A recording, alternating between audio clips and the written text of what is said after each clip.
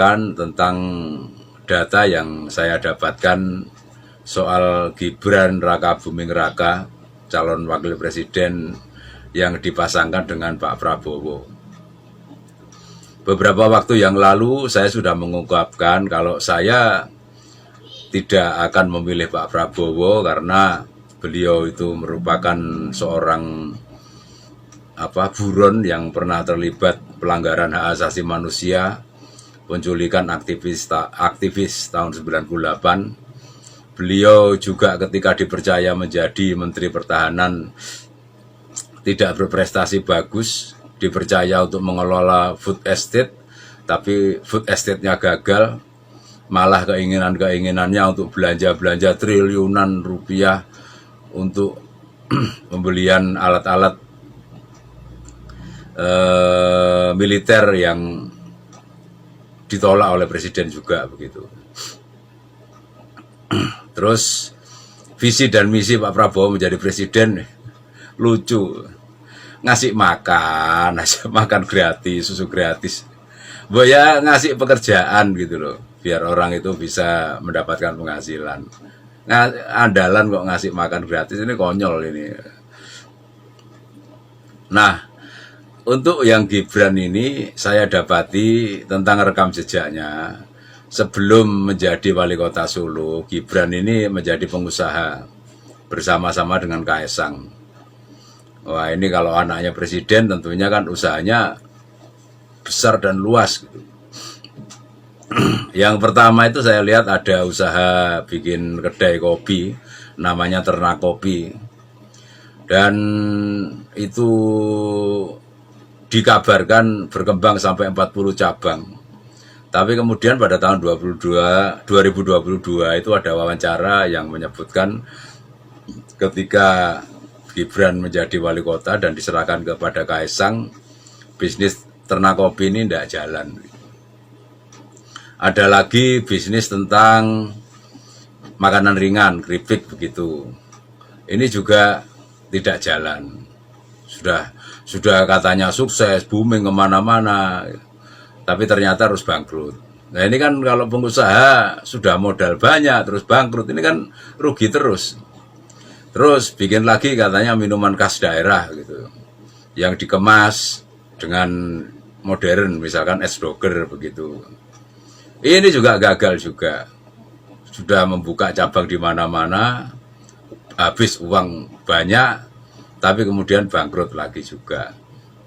Yang terakhir dia membuat aplikasi namanya aplikasi Madang. Bekerja sama dengan Universitas di Semarang. Madang ini aplikasi yang menjembatani kalau ada ibu-ibu yang masaknya enak, terus dicarikan pembeli itu. Jadi ibu ini pintar masak ini, pembelinya apa? Lah itu pakai aplikasi. Ternyata dari websitenya aplikasi ini juga sudah sepi dan ada keluhan dari pengguna aplikasi itu dananya hilang, dananya raib, uangnya raib. Gimana nih aplikasi kok nggak jalan, uang aplikasi saya bagaimana, sudah hilang juga begitu. Nah ini kan sudah jelas merugikan rakyat ini kalau sampai anaknya presiden berbisnis terus kemudian tidak bertanggung jawab seperti ini begitu. Dalam hal bisnis saja sudah tidak beres, apalagi kalau jadi wakil presiden. Waduh, hancur-hancuran. Pak Jokowi, bapaknya Gibran, memiliki usaha mebel. Dan usaha mebelnya sampai sekarang tetap jalan, bagus. Mestinya Gibran mencontoh bapaknya. Untuk bisa menjadi seorang tokoh, seorang pemimpin itu ya harus bisa mengelola sesuatu dan sukses di bidang itu. Jadi terjun dimanapun seorang pemimpin itu bisa dengan kreativitas, dengan pemikirannya, dengan analisis kritisnya, dengan ketekunannya, itu akan bisa membuat sukses apa yang dikelolanya. Sehingga ketika menjadi pemimpin, menjadi presiden atau wakil presiden, ya bisa mensukseskan negara dan bangsa ini. Nah ini kan sudah contoh bahwa ternyata Gibran ini tidak sukses ketika mengelola bisnisnya. Apalagi kalau nanti jadi cawapres, mengelola ke wakil presidennya, apa bisa sukses? Ini kan juga kemarin sungguh-sungguh bener-bener error ya. Maksudnya pada saat ulang tahun Golkar yang pada saat itu partai yang menjadikan Gibran juga nggak datang begitu. Ini kayak nggak karu-karuan gitu loh tindakannya Gibran, nggak jelas gitu loh. Nah kalau awal-awal ini nggak jelas ya Indonesia akan jadi negara yang nggak jelas juga kalau wakil presidennya seperti ini. Juga polemik, semua orang tahu bahwa lolosnya Gibran menjadi cawapres itu dengan polemik yang ada di MK terhadap pamannya Anwar Usman itu, dan ternyata Anwar Usman dibuktikan bersalah. Tapi ya namanya permainan konstitusi ya, permainan hukum. Gibran tetap dianggap lolos, layak untuk jadi cawapres walaupun prosesnya itu cacat. Jadi ini benar-benar cawapres yang cacat hukum istilahnya begitu.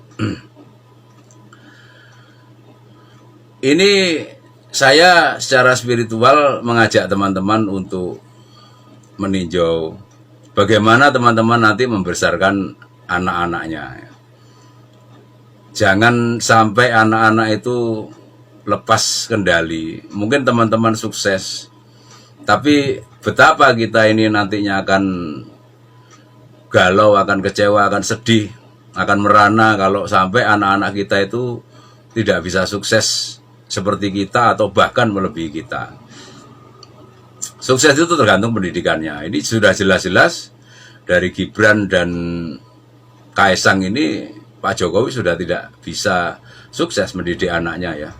Dia sukses dalam mendidik pendidikan yang mungkin dia bisa menyekolahkan oke gitu. Tapi moral dan mentalnya dia kurang mengisi dengan bagus. Ini jelas Gibran ini menjadi pengkhianat PDI, dia mencacati cacat hukumnya konstitusi, begitu itu anaknya presiden kayak gini. Ini anak itu misalkan anak saya terus saya malu loh anak saya kayak gitu itu. Terus kemudian Kaisang juga begitu. Dia masuk di PSI, silahkan masuk di PSI, tapi terus kemudian ujuk-ujuk jadi ketua PSI begitu. Ini jelas-jelas dia jadi ketua karena presiden. Itu pastinya kalau orang itu memiliki jiwa besar, dia akan menolak gitu. Jadikan saya ketua karena kemampuan saya, bukan karena saya anaknya presiden. Mestinya begitu. Pertimbangkan apakah memang saya ini kemampuan belum terbukti, ujuk-ujuk jadi ketua. Partai PSI juga nggak bagus amat, 0,9% saja untuk prosentasenya.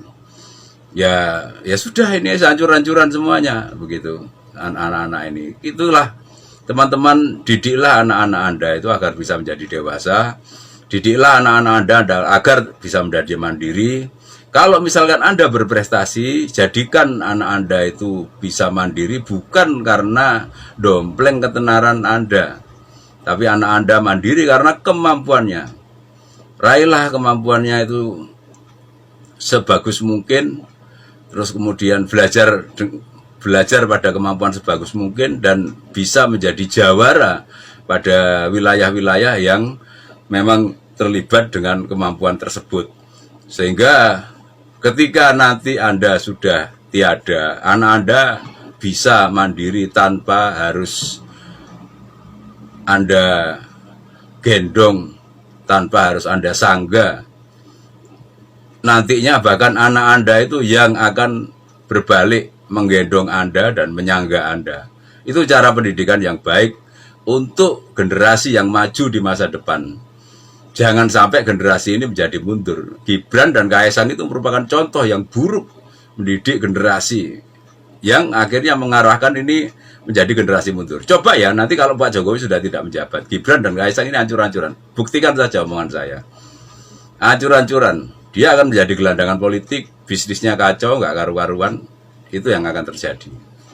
Demikian penjelasan saya, semoga bermanfaat bagi Anda semuanya dan semoga Anda semua tetap bersemangat melestarikan adat, tradisi, sejarah, budaya, dan spiritualitas Nusantara.